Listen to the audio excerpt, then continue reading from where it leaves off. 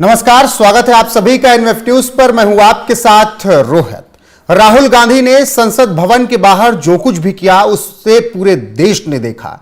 किस तरीके से राहुल गांधी ने बीजेपी सांसदों से धक्का मुक्की की और हालात ये हो गए कि राहुल गांधी को निशिकांत दुबे ने डांट दिया क्योंकि बीजेपी के वरिष्ठ सांसद प्रताप सारंगी चोटिल हो गए। इसके अलावा फर्रुखाबाद से सांसद मुकेश राजपूत भी चोटिल हुए।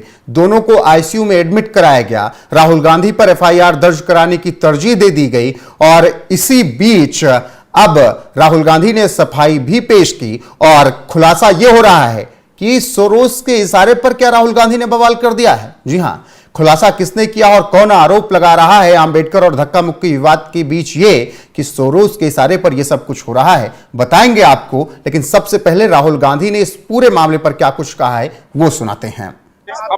होगा जी। ये पार्लियामेंट की एंट्रेंस है जी, इसमें मैं अंदर जाने की कोशिश कर रहा था तो बीजेपी के एमपी जो थे वो मुझे ऐसे रोकने की कोशिश कर रहे थे, धकेल रहे थे और मुझे धमका रहे थे जी। तो वो हुआ है। क्या आपके साथ भी के साथ क्या खड़गे जी और आप किया है खड़गे, मगर ठीक है कोई मतलब धक्का मुक्की से हमें कुछ होता नहीं है जी। मगर ये एंट्रेंस है पार्लियामेंट हाउस की जी, और हमारा अधिकार है अंदर जाने का और बीजेपी के जो मेंबर्स हैं वो हमें अंदर जाने से रोक रहे थे। राहुल जी, सेंट्रल इशू है जो आप लोग मांग कर रहे हैं अमित शाह के रेजिग्नेशन को लेकर और मांगी को लेकर, उस पर क्या कहेंगे? सेंट्रल इशू है कि ये कॉन्स्टिट्यूशन पर आक्रमण कर रहे हैं और जो अंबेडकर जी की मेमोरी है उसका अपमान कर।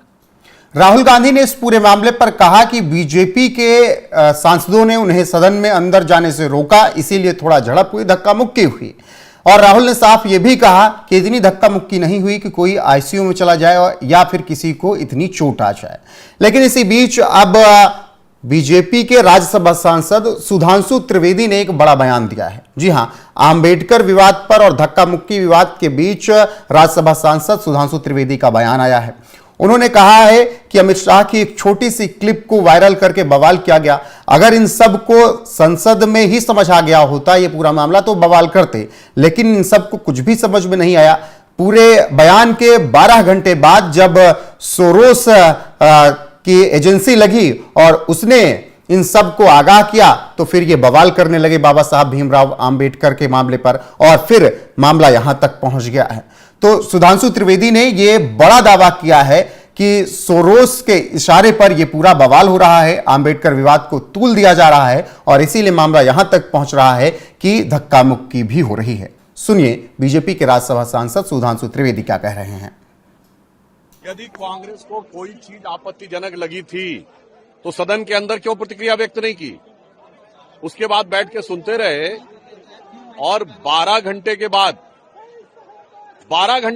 12 सेकंड का वीडियो निकाल के 12 बजे की बात कर रहे हैं। मैं पूछना चाहता हूं मेरे भाई, वहां बैठ के समझ में नहीं आया था या बुद्धि नहीं खुली थी या कहीं ऐसा तो नहीं कि 12 घंटे के बाद सोरस सीक्रेट सर्विस से कोई सिग्नल आया था कि अगले दिन सुबह 12 सेकंड का वीडियो जारी करना है?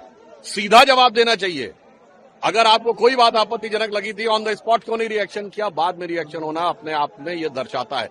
बाकी गृह मंत्री जी ने बहुत स्पष्ट रूप से एक एक चीज साफ कर दी थी, क्योंकि अब कांग्रेस के पास कुछ बचा नहीं है। इसलिए उनके लिए एक लाइन कहना चाहूंगा, सच जरा सा घटे या बढ़े तो सच सच न रहे, मगर झूठ की तो कोई इंतहा नहीं। लाख चेहरे बदल के आ जाते हैं ये, पर आईना कमबख्त झूठ बोलता ही नहीं। बीजेपी सांसद सुधांशु त्रिवेदी ने कहा कि झूठ ज्यादा देर तक नहीं टिकता है। अगर कोई बात अमित शाह के भाषण की बुरी लगी थी, आपत्तिजनक लगी थी, तो सदन के अंदर ही उसका विरोध जताना था। लेकिन इन सब को कुछ भी बात उस वक्त बुरी नहीं लगी। सब सदन के अंदर बाकायदा सुन रहे थे अमित शाह के भाषण को। लेकिन जैसे ही 12 घंटे बाद सोरोस की सीक्रेट सर्विस ने काम करना शुरू किया तो फिर इन सब ने बवाल काटना शुरू कर दिया और बाबा साहब भीमराव आंबेडकर इनको याद आने लगे। हालांकि इस बीच बीजेपी ने यह बताने की पूरी कोशिश की कि कांग्रेस ने किस तरीके से बाबा साहब भीमराव आंबेडकर का अपमान किया। उन्होंने मुद्दा उठाया कि जब इंदिरा गांधी और जवाहरलाल नेहरू को भारत रत्न मिल गया तब कांग्रेस राज में बाबा साहब भीमराव अंबेडकर को भारत रत्न क्यों नहीं मिला। पहली बार जब गैर कांग्रेसी सरकार सत्ता में आई तब बाबा साहब भीमराव अंबेडकर को वीपी सिंह सरकार में भारत रत्न दिया गया। इसके अलावा मुद्दा उठाया गया कि किस तरीके से चुनाव में बाबा साहब भीमराव अंबेडकर को हराने के लिए कांग्रेस ने पूरा दम लगाया।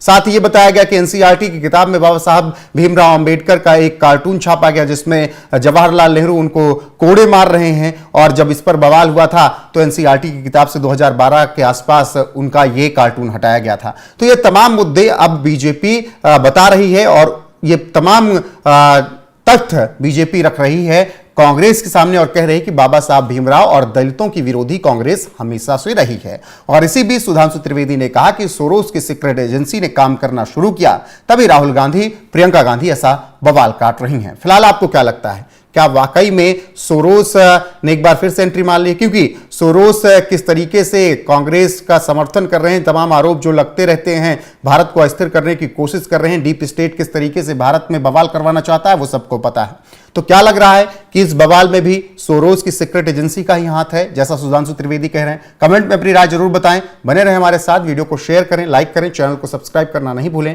नमस्कार।